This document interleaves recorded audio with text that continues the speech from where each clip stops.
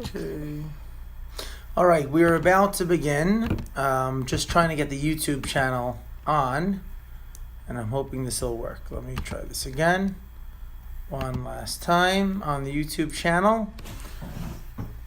All right, so we are going to begin now. So welcome to Locker Live, the first ever Nagila Live Stump the Rabbi session show. Please welcome my guest, Council Member Nadav Weiss. Say hey. Hey. You gotta say more than say hey. You gotta really say hey. Hey. Okay, so Nadav's here with me. This is going to be just a 15-minute show.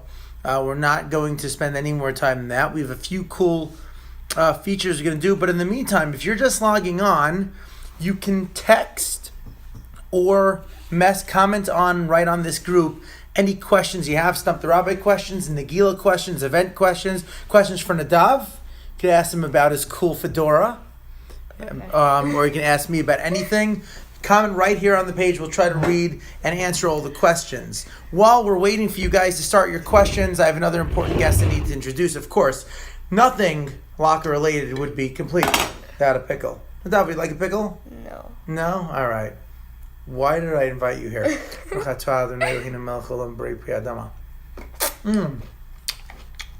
Where did you get the fedora? CVS. $18.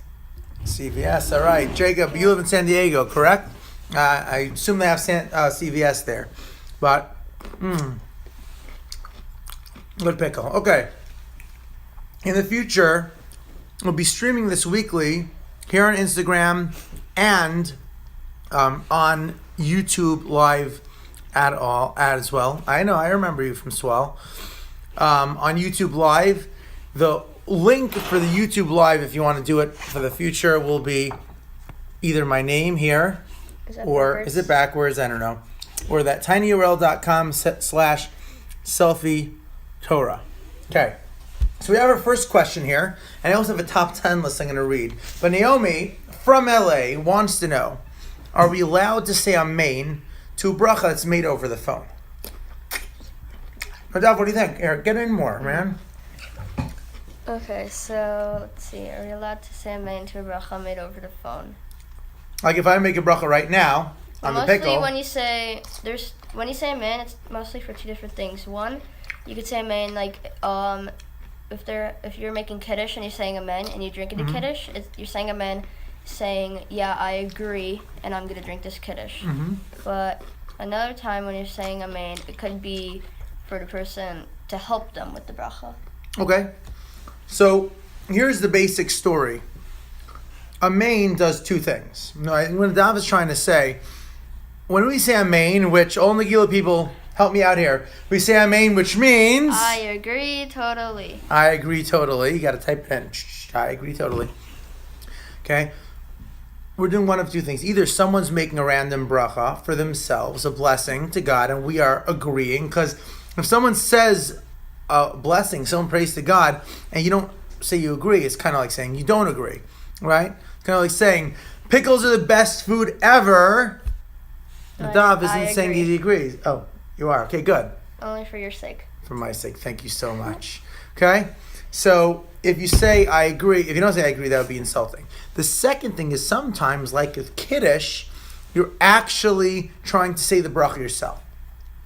So if you are over the phone and it's live or over video, you absolutely can and should say amen. Because someone is actually blessing God. So if someone's blessing God, of course you say amen, even if you're not there in person, as long as you hear it or see it. So over the phone, over the radio, on a live stream on Instagram, you absolutely would say amen. Where you would not say amen, Nadav, and everyone else, is where it is something bad. Well, that's true too. But where it's not live. If it's a recorded video and you're playing it back, okay, then you would not say amen because there is not actually a person saying it, a bracha at that time. So at that time, if it's very clear that it's recorded, is being played back, then you would not. Okay, does anyone else have a question? You can continue typing questions, by the way, even while I'm answering. In the meantime, I got more pickles to go. Oh, thank you, Jake. Have belly buttons. Oh, thank you, David. Wow. Best. I'm gonna make a top 10 list The worst Stump the Rabbi questions ever. All right. First of all, a couple of pieces of information. Nadav here, welcome Naomi. Nadav here is a member of our new council this year. And we old. have some, what? And old. And old, that's true. And we have some really exciting events that will be coming up. We'll let everyone know. First of all, though, this coming Sunday, if you live in Vegas, it's going to be a pre-Rosh Hashanah craft fair, which is going to be cool. It's going to be here at the Kollel at 11 a.m. If you live in LA or San Diego people, next week, I hope to be in your town and run a Nagi Latte. Nagi Latte is amazing. Either Tuesday or Wednesday of next week. So please make sure you're in touch with me so we can arrange a schedule. But I hope to do LA and San Diego either next Tuesday or Wednesday. I'm going to fly out and do Nagi Lattes there, which are fantastic. Plan on doing it more often. And definitely comment if you have a time or a date or a request. Okay. Now, until we have another question, I hope you guys will ask some. I made a little top 10 list that I think will be entertaining. These are, oh, you can't see it yet. All right. I saw a little bit. The top 10 foods I hope are never invented. Okay? So here's the list. Top 10 foods I hope are never invented. I think some of them actually have already been invented. I see my friend Yaakov is on the line now. And Yaakov will appreciate this because he's a real foodie. So, I'm sorry. Top 10 foods I hope are never invented. Number 10, sardine lollipops. Okay, lollipops are good. Nobody likes sardine. Nobody likes sardines. I mean, they're okay. Potentially, I used to like them when I was a kid. But imagine sardine lollipops. Okay, I think they would be worse than those. They would mostly use them for like. No, so Yaakov, you're wrong there. Pickle juice ice cream is good. It's fantastic. Anything with pickles is fantastic. There's nothing with pickles on this list, I believe. Okay, but $10. for $10. All right. Well, the most things in here I would eat for $10. But here we go. So sardine lollipops. Number 2 is lettuce cake.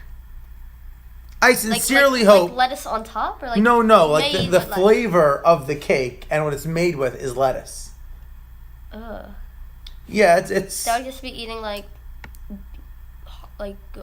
solid water. Yeah, it wouldn't really taste like anything. Right. I don't know that it would taste terrible. It's just a food I hope is never invented because it's just pointless. And also, the only reason to eat lettuce is because it's healthy. Yeah. You start adding sugar and flour and stuff. What's the point? Okay. Not in it. Get in it, man. All right. Number 9. Oh, sorry. That was number 9. So number 10 was sardine lollipops. Number 9, lettuce cake. Number 8, eggplant. Eggplant what? Eggplant. A food I hope is never invented. It's already invented. Unfortunately. There is no use for eggplant. Okay. So, number 8 is eggplant. Eggplant parmesan. Eggplant period. I can't do math. Number 7, Aaron, sweet and sour ice cream. Sweet and sour is amazing on chicken. It's great on vegetables. On ice cream. Ooh. Candy. Okay, but the sweet and sour sauce, like Chinese sweet and sour sauce? On ice cream. Like the kind you dip chicken in? Okay, you like that, huh? All right. Number... You gotta keep tracking the numbers. If you say that you like it, you have to eat it. Okay.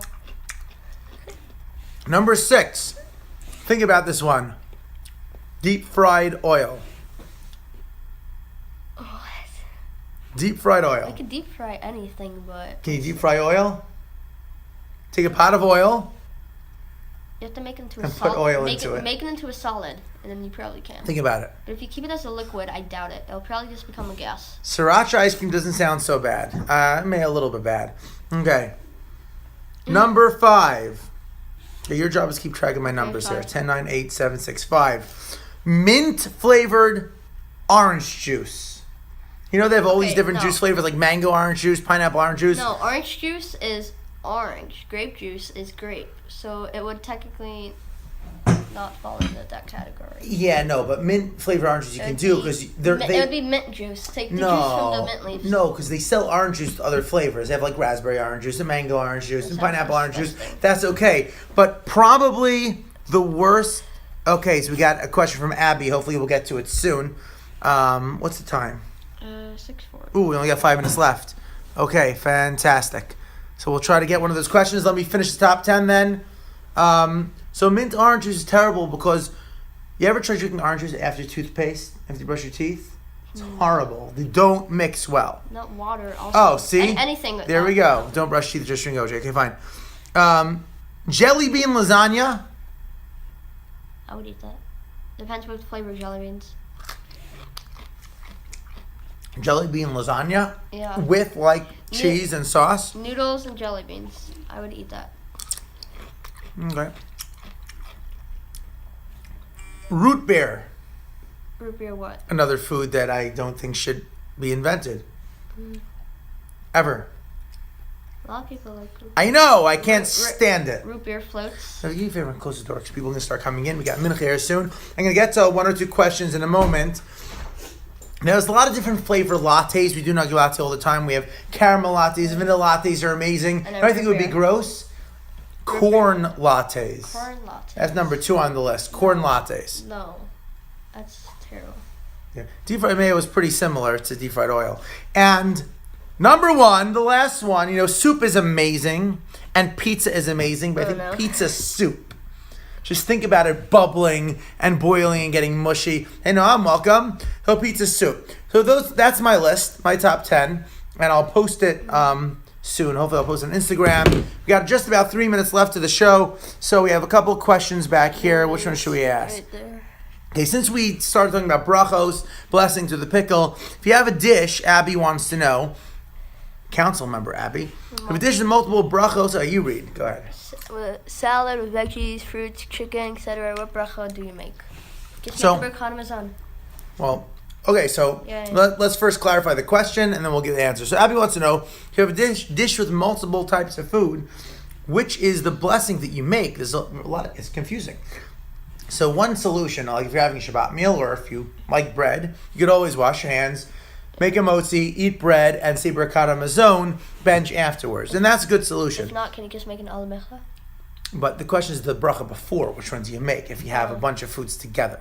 So the answer to the question is, if the foods you're eating are eaten separately, let's say you have on your plate rice and chicken and a vegetable, but you're eating each one in separate forkfuls or handfuls or mouthfuls, then you make separate brachas in each one because they're separate foods. If they're mixed together, then usually you'd make on whichever one is the majority. So let's say it's a salad. The main course. Right. Well, let's say it's one big salad. And the salad has tomatoes, which is hadama, and lettuce hadama, chicken strips in it, and it has apples in it, or walnuts, which are ha'etz. You would look at what is the majority, usually, and whatever the majority is, whatever is the most, that's what you make the bracha on, unless the exception is if there's something in there that's mizono, if you have like pasta inside, or orzo, or a piece of crackers, then you'd make a mizono, because mizono takes priority. And these are pretty complicated rules. You could always ask. But we have 1 minute left, so let's see if we can get one more question on. And once again, we'll be doing this again next week at 6:30. Hopefully at that point we'll be on YouTube and on Instagram. Okay.